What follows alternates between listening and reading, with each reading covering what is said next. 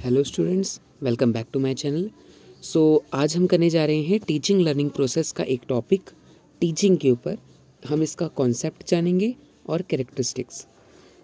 Teaching is one of the instruments of education and its special function is to impart understanding and skill. जो teaching है वो एक instrument है हमारी education system का। इसका मेन फंक्शन क्या होता है? अंडरस्टैंडिंग और स्किल को इम्पार्ट करना किसी एक पर्सन से दूसरे पर्सन में। मेन जो आपका कोई एक एक्सपीरियंस पर्सन है वो एक अनएक्सपीरियंस पर्सन को कोई अंडरस्टैंडिंग देता है, कोई स्किल देता है। फॉर अ लेमैन, टीचिंग में mean coaching systematically done at a fixed time by a fixed person and at a fixed place. Teaching क्या है कि किसी को कोचिंग देना किसी एक फिक्स टाइम पर, किसी एक फिक्स पर्सन को और किसी एक फिक्स प्लेस पे। If a person is telling something to another person it amounts to teaching. तो अगर कोई एक पर्सन किसी दूसरे पर्सन को कोई चीज़ बताता है तो उसे हम कहेंगे टीचिंग। मीन्स एक पर्सन दूसरे को टीच कर रहा है। ये था इसका कॉन्सेप्ट। इसका मीनिंग देखिए, meaning of teaching according to its derivation the word teaching is derived from to teach. तो जो वर्ड टीचिंग है ये वर्ड ड्राइव हुआ है टू टीच से, which means to instruction. Means किसी को इंस्ट्रक्शन देना कि आपको क्या करना है, कैसे करना है। Hence a process in which one individual teaches or instructs another individual is called teaching. Means ये एक ऐसा प्रोसेस है जिसमें कोई एक इंडिविजुअल पर्सन किसी दूसरे इंडिविजुअल पर्सन को कुछ इंस्ट्रक्ट करता है, कुछ चीज़ बताता है किसी के बारे में। उसे हम क्या कहेंगे? Teaching. In other words, teaching is connected with the work of teacher और विद टीचिंग प्रोफेशन। तो टीचिंग जो प्रोसेस है वो कनेक्ट है टीचर के काम से और उसके टीचिंग प्रोफेशन से।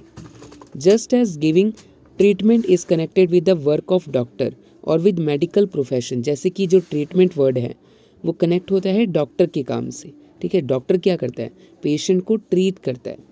इसी तरह से टीचर का क्या काम होता है? किसी इंडिविजुअल को टीच करता है। And trading is connected with the trade profession. जो ट्रेडिंग है वो ट्रेड प्रोफेशन से रिलिंक है और with the work of trade. ये था आपका मीनिंग ऑफ टीचिंग। आगे चलते हैं, हम बात करते हैं इसकी कॉन्सेप्ट की। तो क्या कॉन्सेप्ट में आपको इसकी डेफिनेशन भी लिखनी होती है जो बहुत ही इंपॉर्टेंट होती है। तो आप इसमें देखिए इजी सी डेफिनेशन दे रखी है बीएस ब्लूम की और एनएल गैगने की। आपकी ये चॉइस है, आप कोई सी भी कर सकते हैं, दोनों ही इजी है। बीएस ब्लूम क्या कहते हैं? States that teaching activities that is lecture, question answer, discussion, discovery and assignments aim at to achieve cognitive, affective and psychomotor goals. तो जो टीचिंग एक्टिविटीज़ होती हैं जितनी सारी, जैसे कि लेक्चर हो गया, question answer, discussion, discovery, assignments, इन सब को क्यों किया जाता है? क्योंकि हमारे कुछ गोल्स होते हैं, कुछ ऑब्जेक्टिव्स होते हैं जो रिलेटेड होते हैं बच्चे की कॉग्निटिव, अफेक्टिव और साइकोमोटर स्किल से। तो इन सब को पूरा करने के लिए टीचिंग की सारी एक्टिविटीज़ की जाती हैं। ठीक है।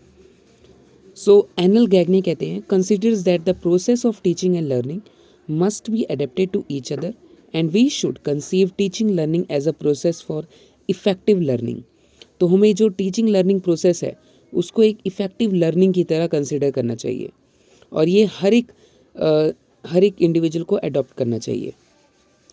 ये आप दो डेफिनेशन कर सकते हैं और अपने पेपर में लिख सकते हैं। डेफिनेशन आपको ज़रूर लिखनी है, कॉन्सेप्ट के साथ डेफिनेशन बहुत इंपॉर्टेंट होती है।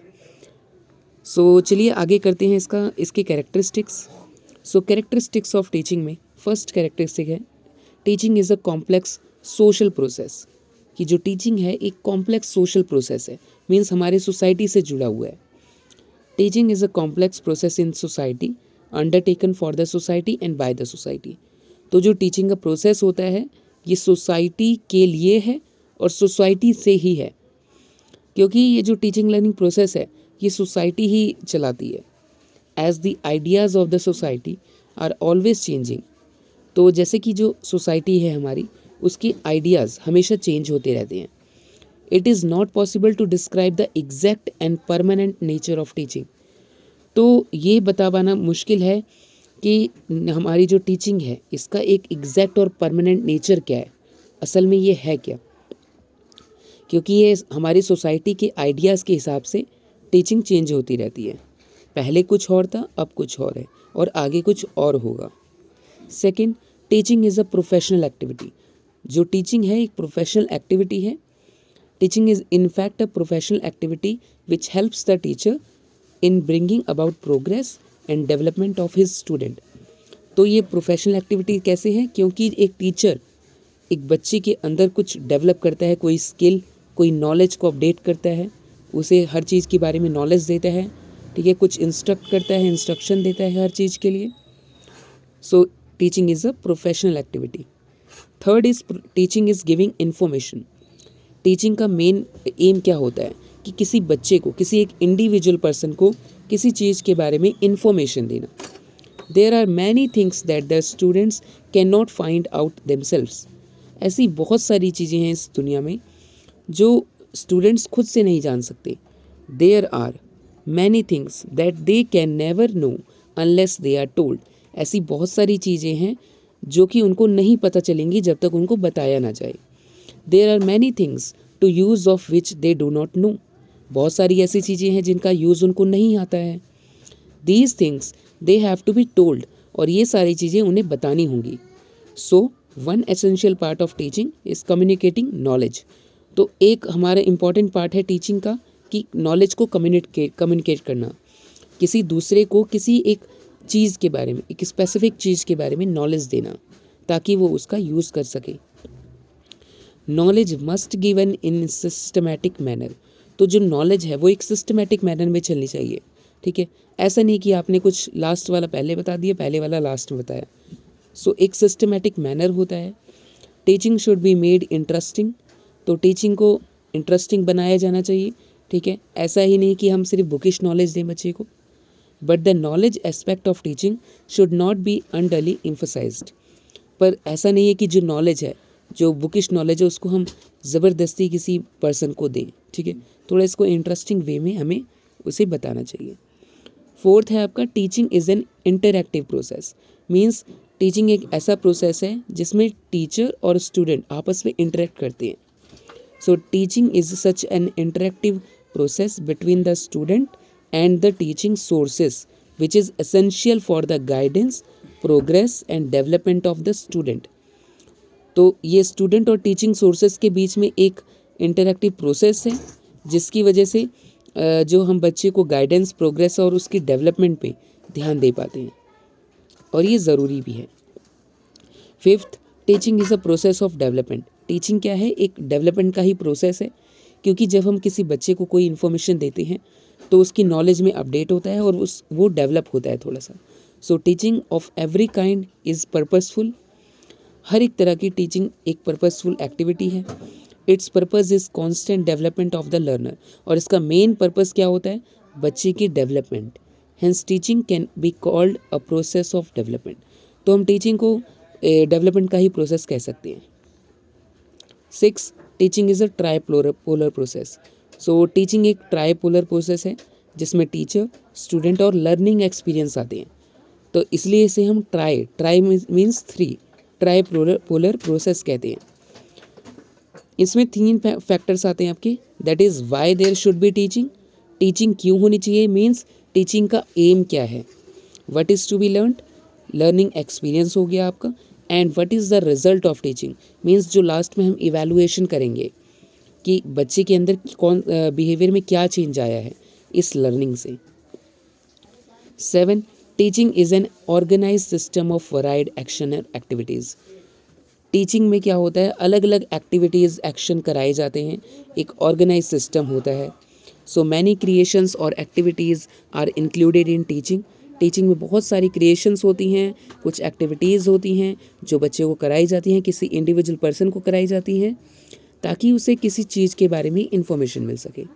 So all these activities are organized and planned in such a way that change can be brought about in the behavior of the students in a given physical and social atmosphere through available teaching material, teaching methods and teaching techniques।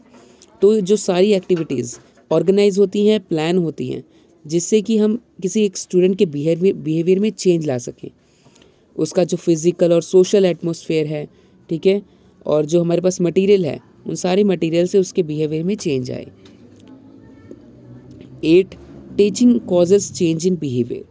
देखिए, जब हम किसी बच्चे को कोई information देते हैं तो उसके बिहेवियर, जो उसका बिहेवियर है, वो पहले से चेंज होता है। So the goal of all teaching is desirable change in behaviour. तो हमारी टीचिंग का मेन गोल क्या है कि किसी बच्चे के अंदर एक डिज़ायरेबल चेंज लाना, जैसे हम चाहते हैं। So this change in behaviour is the result of various activities performed during the course of teaching. तो ये सारा जो चेंज इन बिहेवियर है, ये रिजल्ट होता है हमारी एक्टिविटीज़ का, जो हम परफॉर्म करते हैं in the process of teaching. 9 is teaching is causing to learn. So teaching ही एक ऐसा कारण है जिससे बच्चा कुछ लर्न करता है। So it is wrong to think that knowledge can be passed on from one person to another like money. तो ये कहना गलत है, और हम ऐसा गलत सोचते भी हैं कि जो नॉलेज है वो पैसे की तरह हम किसी दूसरे को ट्रांसफ़र कर सकते हैं। Knowledge will be received only when the students are prepare to receive it. Knowledge तभी हम दे सकते हैं जब बच्चा उसे रिसीव करने के लिए तैयार हो। So real teaching consist in persuading the child by one method or the other to learn for himself. तो रियल टीचिंग क्या है? किसी बच्चे को एक मेथड से पढ़ाना, ठीक है, ताकि वो खुद रिसीव कर सके, खुद से पढ़ सके, खुद से सीख सके। So the teacher is an instrument in helping a child to learn and to do things for himself. तो जो टीचर ही एक ऐसा इंस्ट्रूमेंट है जो बच्चे को हेल्प करता है किसी चीज़ को लर्न करने के लिए, ताकि वो खुद से भी कुछ चीज़ों को सीख सके। 10th, teaching is highly dominated by communication skill. तो देखिए, जब किसी टीचर की कम्युनिकेशन स्किल अच्छी होएगी तभी वो कुछ टीच कर पाएगा। So successful communication of knowledge की सक्सेसफुल कम्युनिकेशन होना, उसके एक्शंस, उसकी feelings is considered to be the main characteristics of good teaching.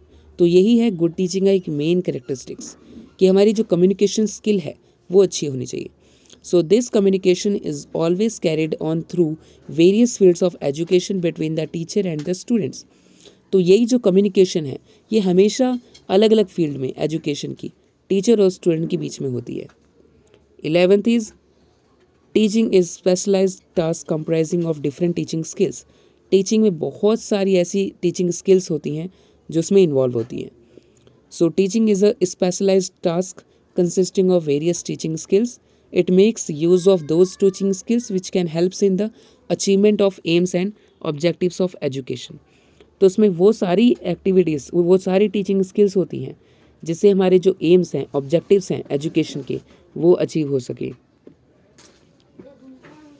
So teaching is helping the child to respond to his environment in an effective way. इसका मतलब है कि जब हम किसी बच्चे को कोई इन्फॉर्मेशन देंगे तब वो उस चीज़ का यूज़ करना उसे आएगा, उसके बारे में उसे नॉलेज मिलेगी और वो अपने एनवायरनमेंट को इफेक्टिव वे में समझ सकता है। 13, teaching is helping a child to adjust himself of his environment. So a child is reacting in some way or the other to his physical and social environment from his very birth. तो जो child है हमारे अपने environment से, अपने social environment और physical environment से जन्म से ही उसको समझने की कोशिश करता है और उसको देखकर ही रिएक्ट करता है। So his reaction are both fruitful and harmful. तो उसके जो रिएक्शन होते हैं वो कभी कभी अच्छे भी होते हैं, कभी बुरे भी होते हैं। So teaching should help the child to make successful adjustment. तो टीचिंग उसे हेल्प करता है, मीन्स वो अच्छे वे में, गुड वे में उसे ले सके, रिसीव कर सके अपनी इन्वायरमेंट को। This may be done in 2 ways। इसको हम 2 तरीके से कर सकते हैं। Sometimes we modify the environment and at other time strengthen the child. तो कभी कभी हम इन्वायरमेंट को मॉडिफाई करते हैं उसके लिए, और कभी कभी बच्चे को टाइम के साथ चेंज करते हैं। So teaching should make the child socially effective, that is a worthy member of society, making his contribution to the common good. So teaching ऐसी होनी चाहिए जो बच्चे को सोशली इफेक्टिव बनाए, ठीक है, अपनी सोसाइटी के लिए अच्छा कर सके, वर्दी मेंबर बना सके उसके लिए, ताकि उसका जो कंट्रीब्यूशन रहे वो अच्छे कामों के लिए हो सके। सो ऐसे ही आगे आप बहुत से पॉइंट्स कर सकते हैं, मैंने आपको इम्पोर्टेंट पॉइंट करा दिए हैं। So this is the concept, meaning, definition and its characteristics. I hope आपको ये वीडियो अच्छी लगी होगी। Thank you.